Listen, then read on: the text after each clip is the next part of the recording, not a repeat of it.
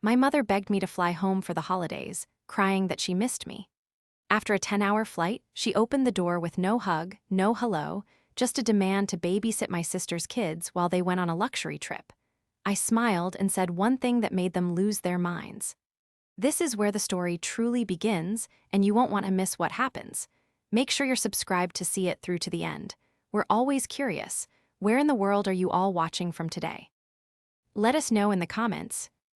I was kneeling on the bathroom floor of my apartment, clutching the rim of the toilet, when my phone lit up on the tile beside me. The nausea had been rolling through me in waves for the better part of an hour, something I'd eaten, or maybe just the exhaustion of 90-hour weeks catching up to me at last.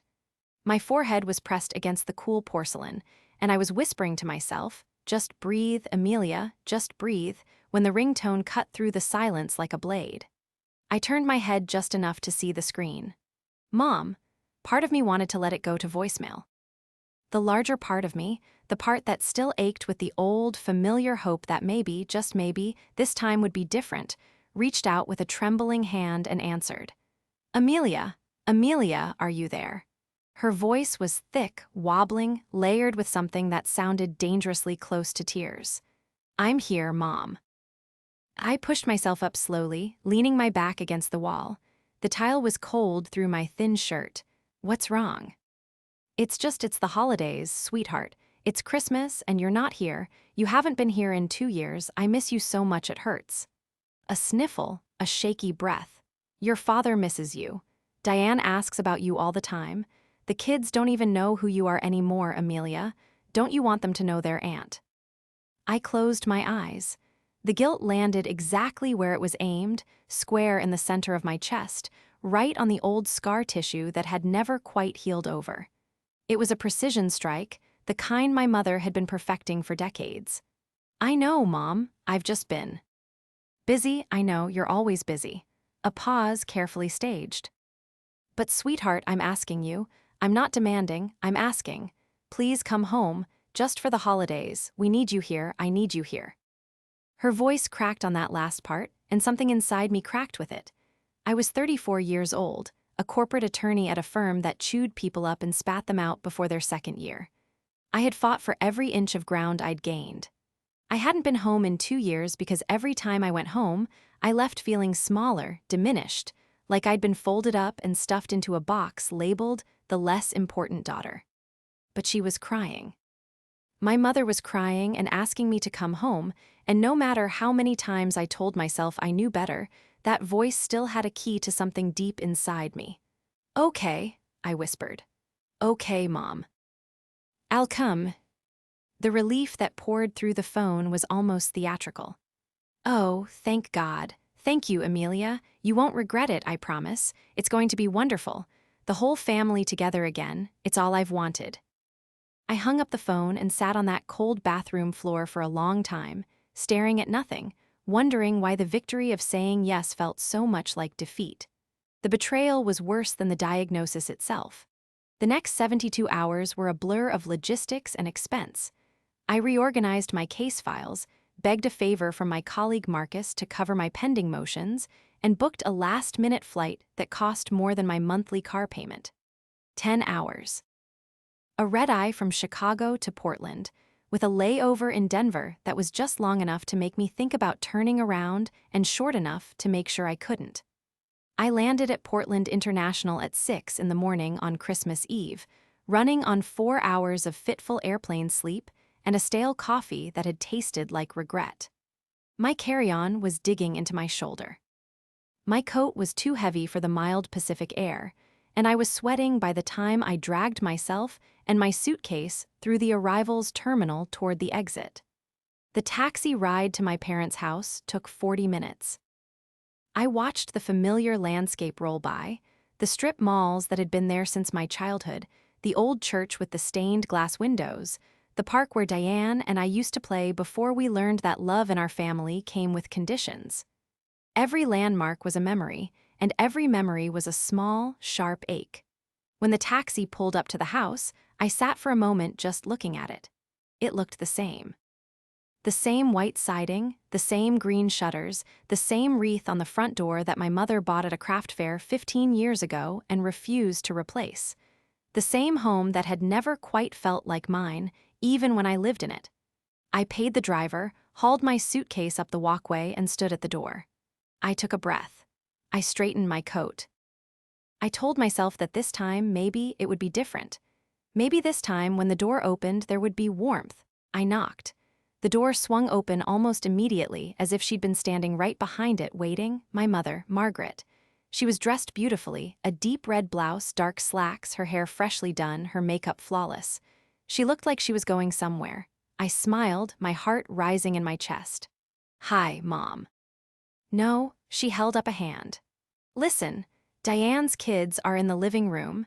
Emma's still in her pajamas. She'll need lunch around 11 and a nap by 1. The boys will eat anything you put in front of them, but don't give them juice after 2 or they'll be bouncing off the walls until midnight. We'll be back by tomorrow evening." I blinked. The words didn't make sense. They were just sounds, disjointed and strange, like a foreign language I'd once studied but had long forgotten. "I'm sorry, what?" "We're going on a family trip," she said, as if she were telling me the weather. "Diane and Richard and I to the lodge at Candlewood Point. Your father got a great deal on a suite. We're leaving in 20 minutes. "A family trip," I repeated. The words tasted like ash. "Yes, and you'll babysit your sister's kids while we're gone." She turned away from me, already reaching for her coat on the hook by the door. "I left the emergency numbers on the fridge. There's leftover casserole in the oven." "Mom, I just flew 10 hours. "I know, sweetheart. That's why this works out perfectly. You'll be here, the kids will be here, and we'll get some much-needed family time." She paused, just long enough to glance back at me with a look that was not affectionate. It was appraising, evaluating, like she was confirming that the piece of furniture she'd ordered had arrived and was in the right room. It's really very convenient. She didn't hug me, she didn't welcome me, she didn't even take my suitcase. In that moment, standing in the doorway of a house that had never been my home, I felt something shift inside me. Not the old crack, the one that guilt always found. Something else. Something harder.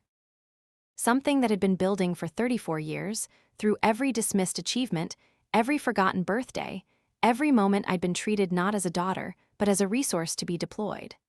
But they had forgotten one crucial thing. I set my suitcase down in the entryway and walked past my mother into the living room, where 3 small children were scattered across the carpet like fallen leaves.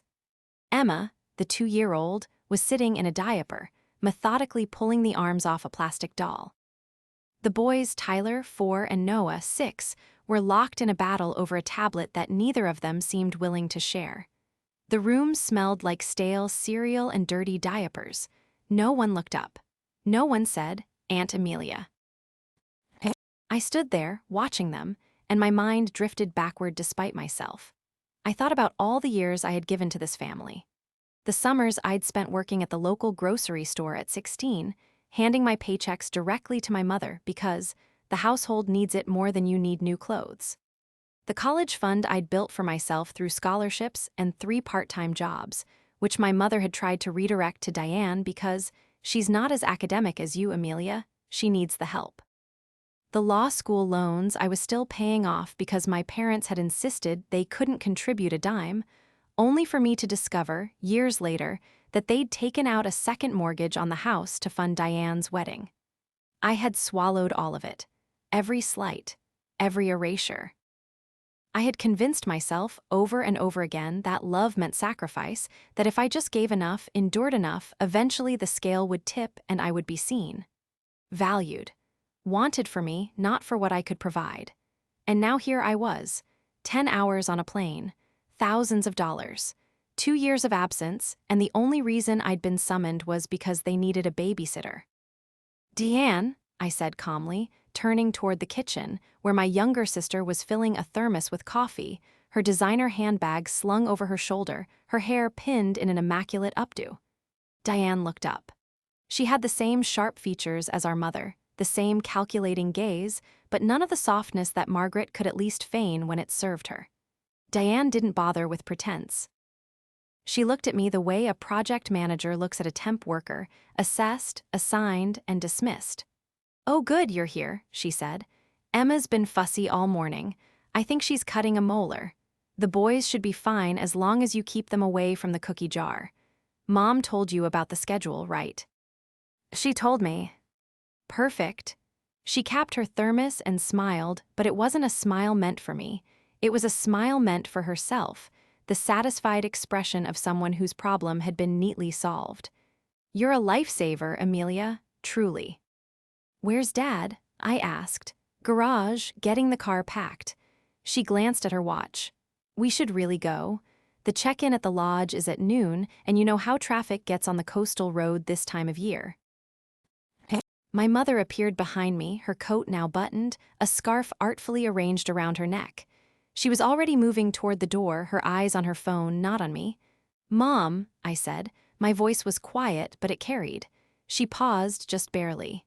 "Yes. You begged me to come home. You said you missed me. You said we needed to be together as a family."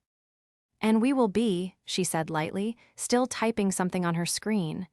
"When we get back tomorrow, we'll have a lovely Christmas Eve dinner, just the 5 of us. Well, 8 with the kids."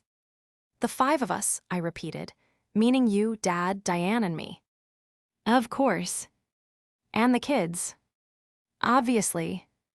So I'm included in the family, just not in the family trip." She looked up then, finally. Her eyes met mine, and for a flicker of a second I saw it, the flash of something sharp and cold behind the warmth she performed so well. It was there and then it was gone, replaced by a patient, weary expression, the look of a woman who believed her daughter was being difficult on purpose. "Amelia, you just got off a plane. You're tired. The kids will be a nice distraction. You can rest here, spend time with your nieces and nephew, and we'll have a proper celebration when we return." I don't see why this has to be a problem. That was the thing about my mother. She always made sure I felt like the problem, like my feelings were an inconvenience, like asking to be treated as a person rather than a utility was an act of rebellion. And my father, gentle, quiet Richard, walked through the door from the garage, caught my eye for exactly 1 second and looked away. He said nothing. He never said anything. Not when my college fund was redirected. Not when my achievements were ignored. Not when Diane was handed everything and I was handed the bill. He picked up a bag by the door and said, "Ready, Maggie." My mother smiled at him, and in that smile I saw everything. I saw the polished, curated version of family she wanted to present to the world, the beautiful wife, the doting husband, the successful daughter, the 3 adorable grandchildren. But I was not part of that picture. I was the scaffolding, the structure that held it up from behind the scenes, invisible and expendable. But they had forgotten one crucial thing. They left just like that. 3 adults, 3 pieces of luggage, and not a single backward glance. The door closed behind them with a soft click, and I stood in the entryway of my childhood home, listening to the sound of the car engine fading down the street until there was nothing left but silence and the gentle babble of 3 children who didn't understand that they'd been abandoned any more than I did. I didn't move for a long moment. I just stood there, breathing, letting the reality of what had happened settle into my bones. The humiliation, the manipulation, the sheer, breathtaking audacity of it all. My mother had cried on the phone. She had begged. She had used tears, real or fabricated, it no longer mattered, to drag me across the country for one purpose: to serve as unpaid labor so she and my sister could go live the life they actually wanted, unburdened by the children they claimed were their greatest joy. And I had fallen for it. Again. But this time, something was different. This time, the old crack inside me didn't fill with guilt or sadness or the desperate need to prove myself worthy of their love. This time, it filled with something else entirely, something clear and cold and precise. The thing I had spent my entire career cultivating, the ability to look at a situation, strip away the emotion, and see the leverage. I set my jaw. I picked up my suitcase, carried it to my old bedroom, the same small room with the same faded floral wallpaper, now repurposed as a storage closet with my bed shoved against the wall beneath boxes of Diane's old baby clothes, and I sat down on the edge of the mattress. I pulled out my phone and opened my email. 3 years ago, my maternal grandmother, Eileen, had passed away. She was the one person in this family who had ever truly seen me. She was the one who had sat with me through my law school applications, who had read every personal statement draft, who had told me, "Amelia, you are worth more than what they make you feel."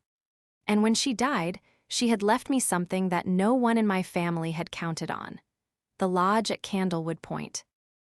Not the actual lodge, of course, but the property it sat on. My grandmother had owned the land and the original cabin for decades, long before it became a fashionable retreat. She had leased it to the resort operators on a 30-year term, and when that term expired, the property and all its improvements reverted back to the family trust. What my mother and my sister and half the extended family didn't realize, because they had never bothered to read the trust documents, because they had assumed, as they always did, that the details would take care of themselves, was that I was the trustee. My grandmother had appointed me personally, specifically, and irrevocably. She had told me, the last time I saw her, "You're the only one I trust to protect what matters." And I had protected it. Quietly, diligently. For 3 years, I had managed the trust, renewed the lease terms, handled the tax filings, and never once used that power. Never once reminded them, never once leveraged it. But they had forgotten one crucial thing. I opened the trust documents on my phone and scrolled to Section 14, Paragraph C, the revocation clause. As trustee, I had the unilateral authority to suspend access to the property for any reason, with 48 hours' notice, pending a formal review of the trust's terms. It was designed as a protective measure, a way to prevent misuse of the asset. But in this moment, reading those words, it felt like it had been written for exactly this occasion. I made a phone call, not to my mother, not to Diane. To the one person I knew would understand without explanation. Marcus answered on the second ring, his voice groggy with sleep. "Amelia, it's 6 in the morning on Christmas Eve. If this is about the Morrison filing." "It's not. I need you to do something for me. Personal matter." A pause, the sound of him sitting up. "Go ahead." "I need you to draft and serve a formal suspension of access notice for the Candlewood Point Property Trust. Effective immediately. Send it to the Lodge Management Office and to the email addresses of Margaret and Richard Hargrove and Diane Hargrove Keller. I'll text you the details." "Amelia, are you?" "Marcus, please." His voice softened. "You got it, give me 2 hours." I hung up and stared at the ceiling. The children were chattering in the living room, unaware of anything except the present moment, the way children are. Emma had found a new doll and was cradling it gently. Tyler and Noah had somehow resolved their tablet dispute and were watching a cartoon with the kind of rapt attention that only children and the very naive can muster. I went to the kitchen and made myself a cup of coffee. I found the schedule my mother had left on the fridge, a detailed, color-coded document that specified nap times, meal times, acceptable snacks, and emergency contacts. It was thorough, I'd give her that. She could be remarkably thorough when it came to organizing other people's labor. I sat down at the kitchen table with my coffee and waited, because I knew something my mother didn't. I knew that the lodge at Candlewood Point required trust authorization for any booking. It was in the lease agreement, a detail the management office enforced faithfully because my grandmother had insisted on it. If the authorization was suspended, the booking would be suspended with it. No suite. No check-in at noon. No coastal road traffic and no family trip. I sipped my coffee and let the silence settle around me. For the first time in 34 years, I wasn't the one waiting for someone else to decide my worth. They were going to have to come to me. It took less time than I expected. At 12:47, my phone rang. My mother's name flashed on the screen, and when I answered, the voice on the other end was unrecognizable. It was my mother's voice, but stripped of its practiced warmth, its careful modulation. It was raw, furious, almost feral. "Amelia, what did you do?" I was sitting on the living room floor, helping Tyler build a tower out of wooden blocks. Emma was asleep on the couch, her tiny chest rising and falling in peaceful rhythm. Noah was beside me, carefully selecting the next block with the intense focus of a surgeon. "Hello, Mom. How's the trip?" Don't you dare play games with me. We got to the lodge and they said the booking was canceled. They said the trust access was suspended. They said," her voice cracked, not with tears this time, but with rage. "They said you did it." I did. A sharp intake of breath. A silence so complete I could hear the coastal wind through the phone. Then, "You have no right. That property belongs to this family." "Actually, it belongs to the trust, and I am the trustee. You'd know that if you'd ever read Grandma Eileen's documents." Your grandmother would never." "Your mother," I said, my voice quiet and steady, "appointed me specifically, Mom. She told me I was the only one she trusted to protect what matters, and she put it in writing, in a legally binding, irrevocable trust document. I have the authority, and I exercised it." "You're being vindictive. You're punishing us because you're upset about." "Because I'm upset about what, Mom? About the fact that you begged me to fly 10 hours home under false pretenses. That you opened the door and didn't even say hello. That you summoned me here like a hired hand to babysit Diane's kids while you went on a trip you never intended to include me in. Which part, exactly, am I not allowed to be upset about?" "You're being dramatic. It was just a trip. We were coming back tomorrow. And I was staying here, changing diapers, wiping noses, alone, in an empty house, on Christmas Eve, while my family celebrated without me at a property I literally control. Do you see the irony, Mom, or is that too subtle for you?" Her voice dropped. It was the dangerous voice, the one I'd heard only a few times in my life, the one she used when she felt her authority truly threatened. "You will reverse this right now, Amelia. I am not asking." "I know you're not. You never ask, you demand, you command, you manipulate, but you don't ask. That's the thing, Mom. You could have asked me to babysit. You could have been honest. You could have said, 'Amelia, we want to go on a trip and we need help with the kids.' And I probably would have said yes because despite everything, I still love this family. But you didn't ask. You used me, again. And this time there are consequences." Diane's voice cut in. She must have been on speaker. "Amelia, you're being ridiculous. It's Christmas. You're ruining Christmas for everyone. For Mom, for Dad, for me. Is that what you want? To ruin the holiday?" "You mean the holiday I wasn't invited to?" "You were invited. You're here, aren't you? We wanted you here." "You wanted me here, Diane, not there." "There's a difference." You are so.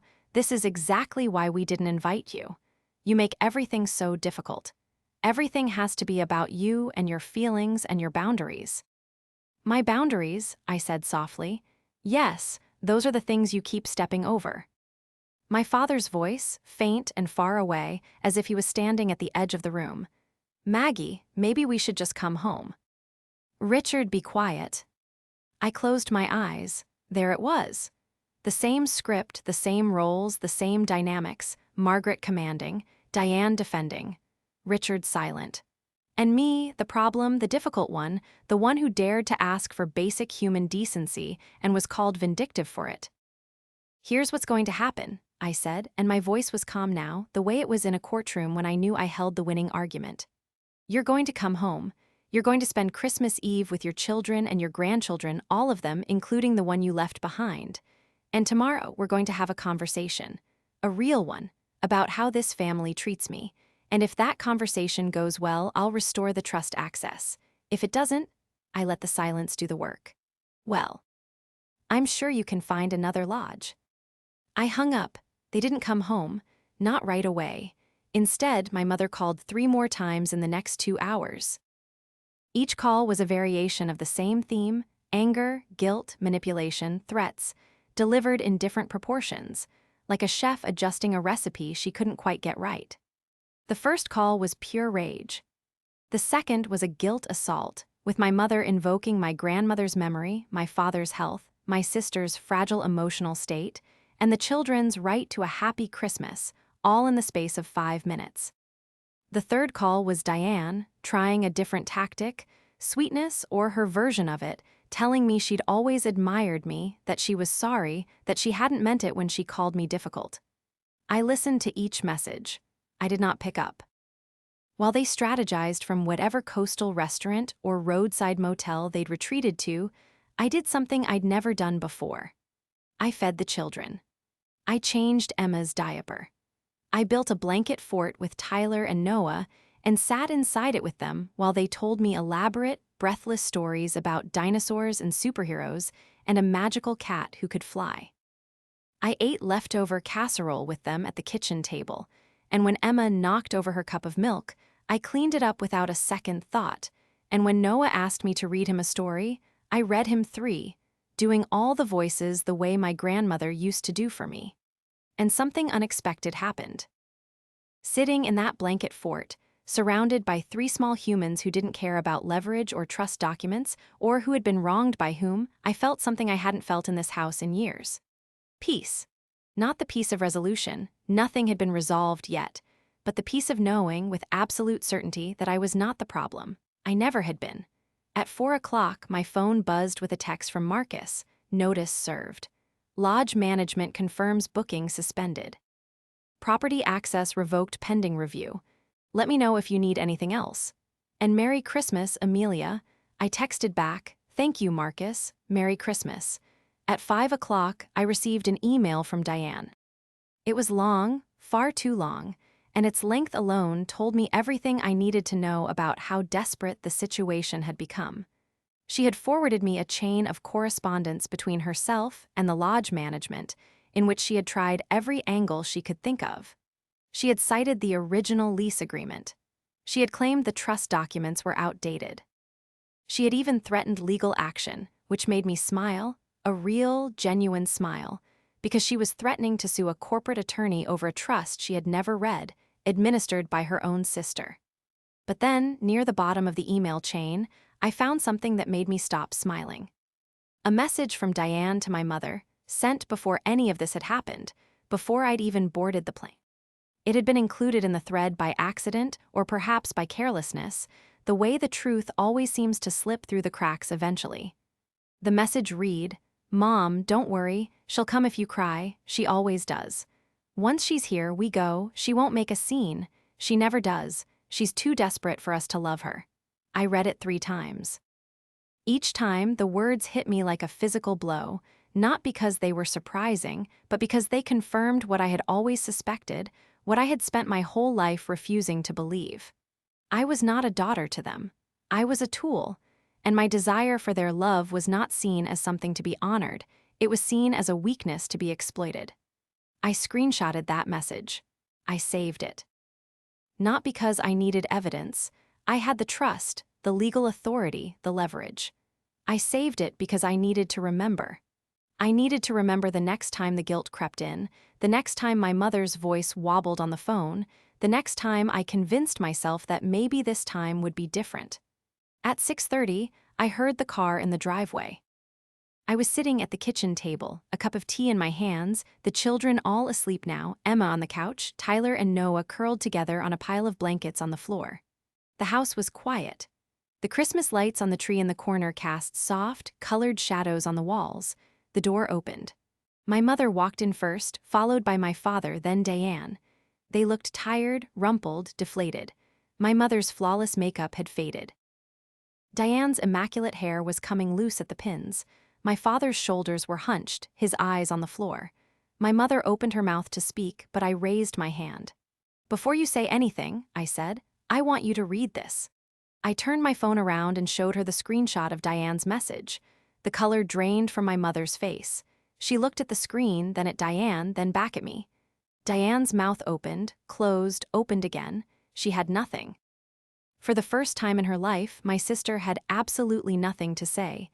She won't make a scene, I read aloud, my voice steady. She never does, she's too desperate for us to love her. I set the phone down on the table. You're right about one thing, Diane, I was desperate, but you're wrong about the rest. I'm not anymore. My father, who had been standing behind them in the doorway, stepped forward. He looked at me, really looked at me, and for the first time I could remember, his eyes weren't turned away. They were right on mine, and they were filled with something I had never seen in them before. Shame. "Amelia," he said quietly, "I'm sorry." The silence that followed my father's apology was the loudest sound I had ever heard in that house. It pressed against the walls, filled the spaces between the Christmas lights, hung in the air like something physical and heavy, something you could reach out and touch. My mother recovered first. She always did. Her spine straightened, her chin lifted, and I watched the mask slide back into place. The one she wore at dinner parties, at church, at every public gathering where the narrative of our perfect little family needed to be maintained. But the mask was cracked now. I could see the fissures running through it, the desperate effort holding it together. "I don't think you understand the position you're putting yourself in, Amelia," she said, and her voice had returned to that measured, controlled register, the one that passed for calm but was really the sound of someone calculating their next move. "You're burning bridges, over a misunderstanding, over a trip." "It wasn't a misunderstanding, Mom. A misunderstanding is when you accidentally leave someone off an email. You deliberately deceived me. You cried on the phone. You told me you missed me. You said the family needed me. And every single word was a lie designed to get me here so I could serve as free childcare while you went off to enjoy a property that I control. That is not a misunderstanding. That is a strategy." Diane stepped forward, her face flushed, her hands clenched at her sides. "So what? So what if we planned it? Your family, Amelia, family helps each other. Family shows up. You haven't been here in 2 years, 2 years. And now you want to act like you're the victim because we asked you to watch the kids for one night. You didn't ask, Diane, that's the point. You never ask, you arrange, you assume, you take. And when someone finally says enough, you call them difficult, dramatic, vindictive. I never said." I held up my phone again. The screenshot, her own words. "She won't make a scene, she never does, she's too desperate for us to love her." Diane's mouth snapped shut. A flush crept up her neck, spreading across her cheeks like a stain. My mother tried a different approach. Her voice softened, another mask, another tactic. "Amelia, sweetheart, I know you're hurt. I can see that now. And I'm sorry if it felt like we weren't thinking of you, but you have to understand, Diane needed a break. She's been with those children all year. She's exhausted. I just wanted to do something nice for my daughter." "Which daughter?" I asked. The question landed like a stone in still water. My mother blinked. "Which daughter, Mom? Because you have two. One you wanted to give a luxury trip to, and one you wanted to leave behind with 3 small children and a casserole. So which daughter were you doing something nice for?" She didn't answer. She didn't have to. We all knew. My father stepped forward again, and this time he didn't look away. He looked at me with those shame-filled eyes, and then he turned to my mother, and something in his posture changed. Something I had never seen before, a straightening of his spine that wasn't performance but conviction. "Maggie," he said, "she's right." My mother's head snapped toward him. "Richard." "No, listen to me. For once in your life, listen." His voice was quiet, but it carried a weight that filled the entire room. "I've been quiet for 34 years. I've gone along. I've told myself it was keeping the peace. But it wasn't peace. It was just silence.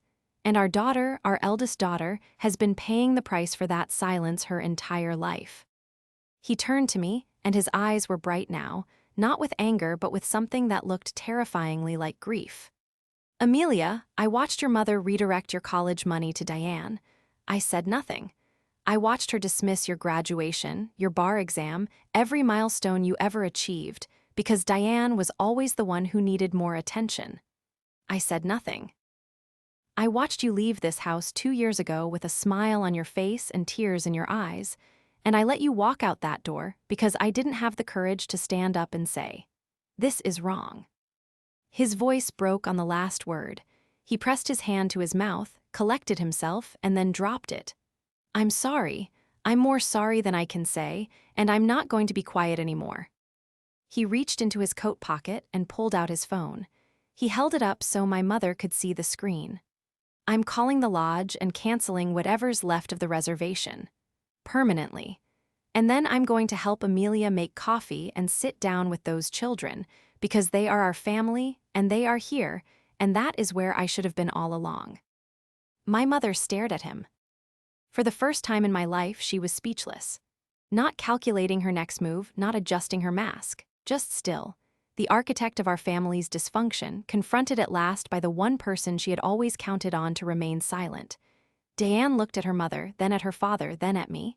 Her face was a war, pride and defensiveness battling against something unfamiliar, something that might have been the first fragile seed of self-awareness.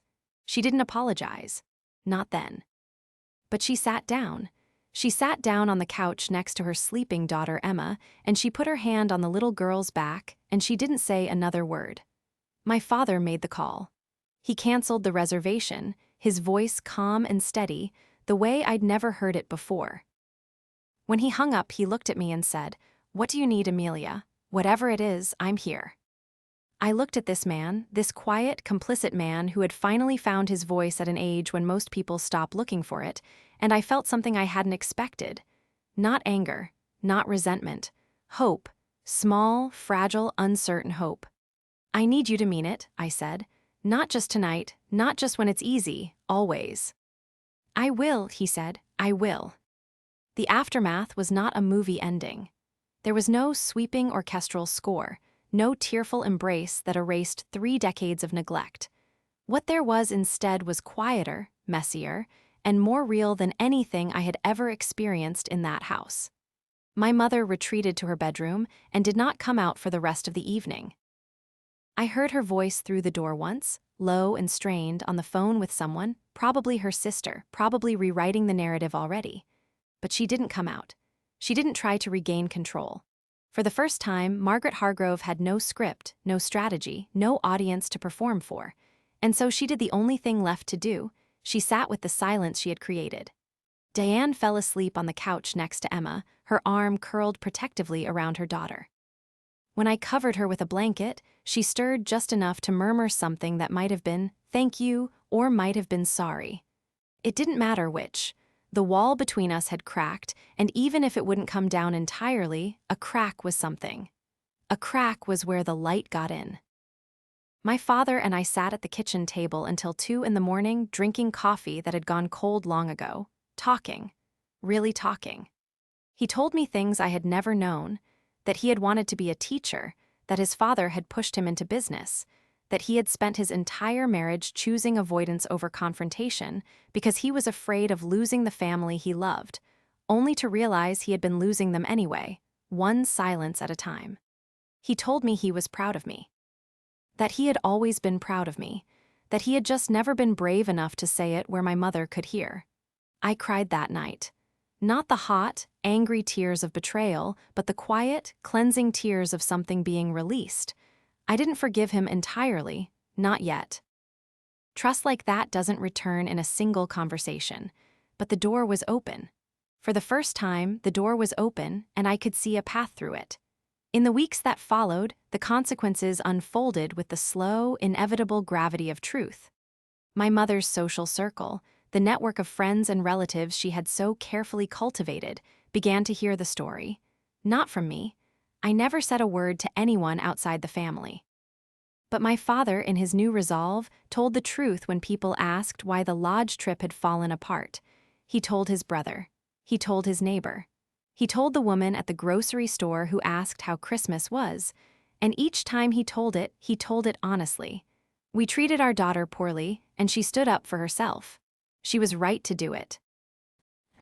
My mother's reputation, the one asset she valued above all others, began to shift. Not collapse exactly, but soften, crack, reveal the seams. People who had admired her from a distance began to look at her more closely, and what they saw was no longer the polished matriarch, but the woman behind the curtain, the one who had summoned her eldest daughter across the country under false pretenses and left her alone on Christmas Eve with 3 small children. It was a small town. Stories traveled. And this one had legs. Diane, to her credit, eventually called me. It took 3 weeks, and the conversation was awkward and halting and full of long, uncomfortable silences, but she said the words. "I was wrong. I shouldn't have written that message. I shouldn't have treated you like that. I'm sorry." She didn't qualify it. She didn't add but. She just said it, and that, I knew, had probably been the hardest thing she had ever done. I restored the trust access 6 weeks later, after my father and I had a series of conversations about the trust's future, about transparency, about how the family's assets would be managed going forward. I made it clear that my role as trustee was permanent and non-negotiable, and that any future use of the property required my written consent. My father agreed without hesitation. My mother agreed through clenched teeth, which was the closest thing to a concession she was capable of. I also used my professional network to connect my father with a counselor, a gentle, measured man who specialized in family dynamics and the patterns that keep people trapped in cycles of silence. My father went willingly, every Tuesday at 4 o'clock, and when I called to check in, he would sometimes mention something the counselor had said, turning it over in his mind like a stone he was learning to read. My mother did not go to counseling. But she did something else, something small and unexpected. In March, on my birthday, a day she had forgotten more often than she remembered, a package arrived at my apartment in Chicago. Inside was a photograph I had never seen before. Me and my grandmother Eileen, sitting on the porch of the Candlewood Point cabin, the lake behind us, the sun on our faces.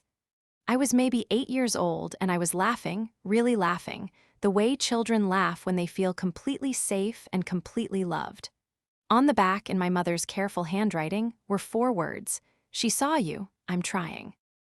I propped the photograph on my desk, next to my law degree and my bar certification and the framed letter my grandmother had written me the week before she died. And every morning when I sat down to work, I looked at that photograph and felt something I hadn't felt in a very long time. Not forgiveness. Not yet, but the possibility of it. The door was open, and the light was coming through. I was no longer the woman who knelt on a bathroom floor, hoping a phone call would make her feel loved. I was no longer the woman who flew 10 hours on a promise she knew was hollow.